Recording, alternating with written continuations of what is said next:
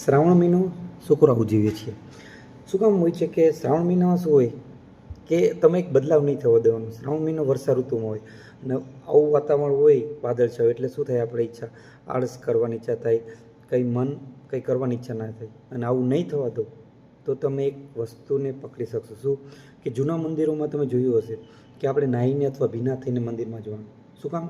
ભીના હોઈએ ત્યારે આપણી ગ્રહણ શક્તિ વધી જાય છે. અને વર્ષા ઋતુમાં શ્રાવણ મહિનામાં શું હોય, ધરતી આખી ભીની હોય છે, એટલે એની ગ્રહણ શક્તિ બહુ વધારે હોય છે. ઓકે. અને આ શું કરે છે, તમારી કોન્શિયસનેસ અથવા તમને જાગૃત કરે છે. એટલા માટે જ શ્રાવણ મહિનામાં શું કહેવામાં આવે છે કે તમે વ્રત રહ્યો, ભજન કીર્તન કરો, ગીત ગાઓ, મંદિરે જાઓ, પૂજા અર્ચના કરો. એનું આ જ કારણ છે કે તમે જાગૃત થઈ શકો, એક તમે એલાઇન થઈ શકો અને જાગૃતિથી તમારી કોન્શિયસનેસ વધે અને તમે મોક્ષના માર્ગ સુધી પહોંચી શકો.